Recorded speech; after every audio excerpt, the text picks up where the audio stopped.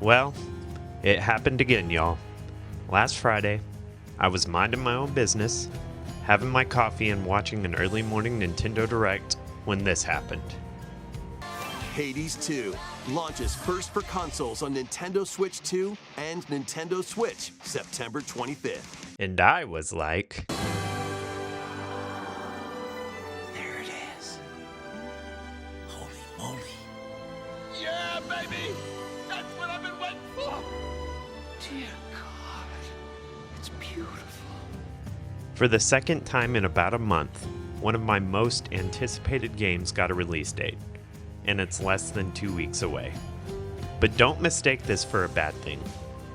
I may still be working my way through Hollow Knight Silksong and Shinobi Art of Vengeance, but I will drop both of these, and really anything else that comes along, to play Hades 2 on day one.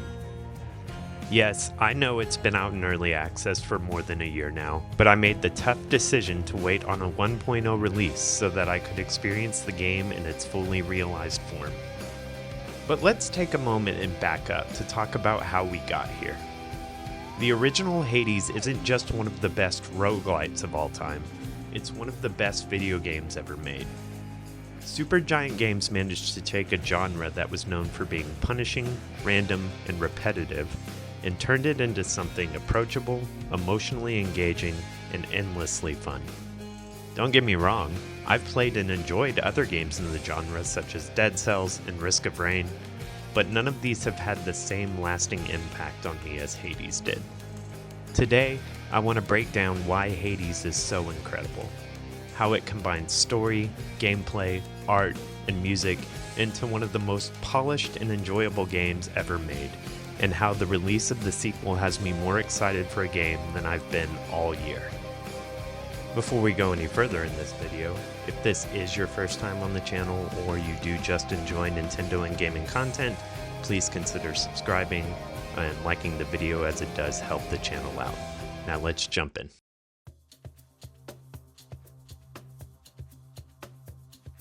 When you look back at the roguelite genre, many of them have a reputation for being brutally difficult. And while they offer endless replayability, the high skill ceiling can be intimidating. You die, you restart, you upgrade and learn over and over and over again. For some players, that's exciting. For others, it's exhausting. And in many games, this can lead to burnout. What sets Hades apart is how it incorporates these failures into part of the narrative. Dying isn't the end, it's progress. Every escape attempt feels meaningful because you bring something back with you. New weapons, new upgrades, new dialogue. Instead of punishment, the game rewards you with upgrades and story. And that's the first key reason why Hades is incredible. It redefines the roguelite loop into something far more approachable without sacrificing depth. Most roguelites don't bother with story. Maybe some lore drops here and there, or maybe a vague goal, but the emphasis is on the mechanics. Get from point A to point B without dying along the way. Don't get me wrong, gameplay is important, but sometimes that isn't enough. Hades changes that completely. The premise is simple. Zagreus, son of Hades, wants to escape the underworld for reasons that aren't immediately apparent to the player. Hades throws everything he has at Zagreus to try and prevent them from succeeding. Every time Zagreus dies, he returns home where the narrative continues. Characters will react to your deaths. They'll make specific comments on your progress each run.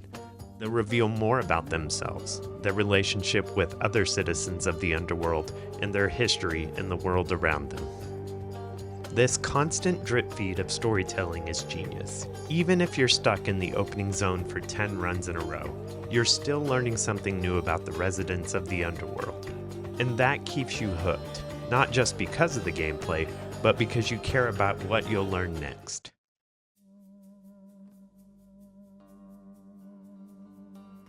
The characters of Hades aren't just background dressing to fill out the world. As a whole, this is one of the most memorable casts of any game I've ever played. Each Olympian that helps you along the way has their own vibe. Dionysus is laid back and party-loving, Aphrodite is flirtatious and charming, Zeus is booming and overbearing. This list goes on, and the voice actors portraying each of these characters are among the best. Every single line is delivered with heart and personality. Outside of the Olympians, you can form bonds with various residents of the underworld. This is where the writing really shines. Zagreus' dynamic with Hades is sharp, bitter, and yet layered with care. The genuine affection Zagreus shows for characters like Thanatos and Meg is vividly articulated through each interaction while also leaning heavily into their complicated pasts. It adds real weight to the conversations with them between each run. Even minor characters like Dusa, the nervous floating Gorgon head who is responsible for upkeep in the House of Hades, add charm and humanity to this world. And that's just another reason why dying in Hades never feels like failure. It feels like an opportunity to go home and catch up with old friends.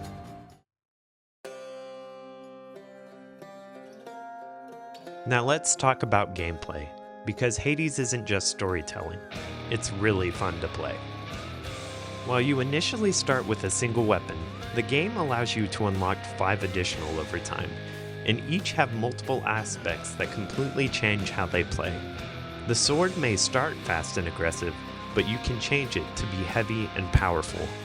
The bow can turn into a sniper weapon or a devastating rapid-fire launcher. Enhancing each of these weapons in their various playstyles are the boons that are granted to you by the gods of Olympus as you progress through each run. Once you finish each encounter, you're offered a choice of rewards in the form of currencies or buffs that are specific to each Olympian. Maybe you'd like to cast lightning damage from Zeus, or add hangover damage to your attack from Dionysus, while also reflecting attacks and projectiles with the help of Athena. No 2 runs will ever feel the same as you choose which abilities to focus on. What makes this so addicting is how the game encourages experimentation. You can start each run with the same weapon if you choose, but are rewarded with additional darkness currency you use to upgrade your character if you go with a specific weapon. Even if you're asked to pick a weapon that you're not great with, the right combination of boons can make it feel overpowered, and you can discover new builds that you didn't think possible. It's a constant push and pull that keeps you coming back with a just one more run mentality.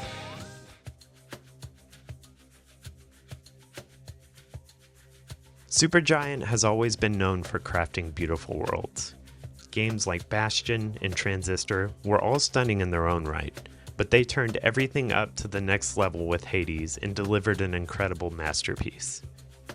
The character designs are unique and stunning.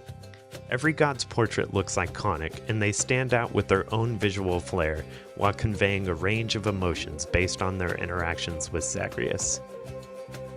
The world design of each of the 4 levels of Hell is breathtaking.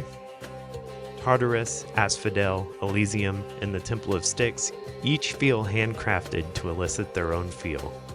They're all bold, colorful, and instantly distinguishable from one another in the best ways. And then there's the soundtrack. You're greeted with heavy guitar riffs as you enter boss arenas that make each of these encounters feel epic. On the other side of things, the atmospheric melodies in the House of Hades are calming after an untimely death to end a run. And don't get me started on the surprise of stumbling upon Eurydice in Asphodel for the first time and hearing her rendition of Good Riddance.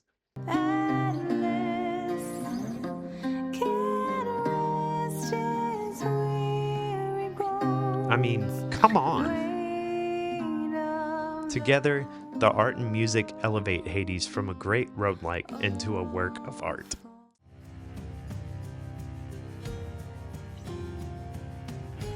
We talked earlier about how tough roguelikes can be. One of the smartest design choices in Hades is how it balances difficulty with approachability. You unlock permanent upgrades through the Mirror of Night, letting you fine-tune Zagreus' abilities to your preferred playstyle.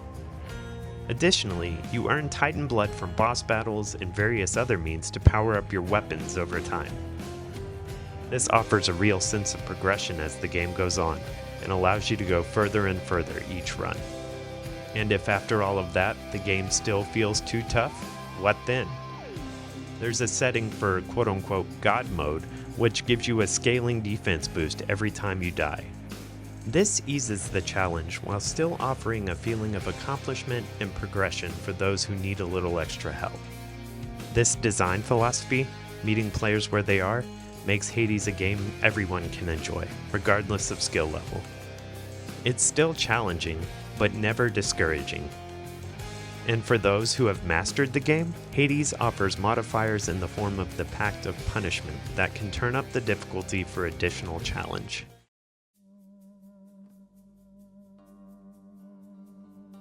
Beneath the flashy combat and stylish presentation, Hades has a deeply emotional story about family, resilience, and acceptance.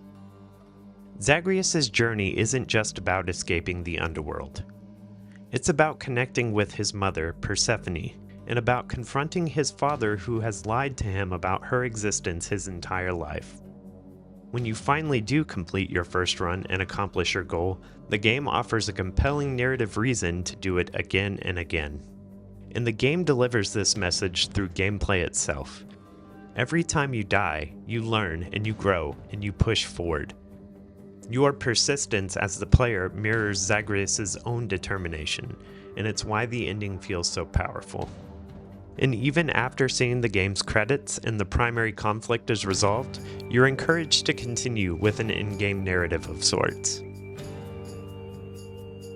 At its core, Hades is incredible because it does almost everything right. I'm a firm believer that there are no perfect games, but Hades comes pretty damn close. It's fun, stylish, emotionally resonant, and endlessly replayable. Supergiant didn't just make another roguelike. They made a story-driven masterpiece that defined the genre. And even though I finished it several years ago, I still find myself thinking back to the experiences it gave me to this day. In my book, that's what makes Hades one of the greatest games of all time. With all of this in mind, I know they have something special in store for us with Hades 2.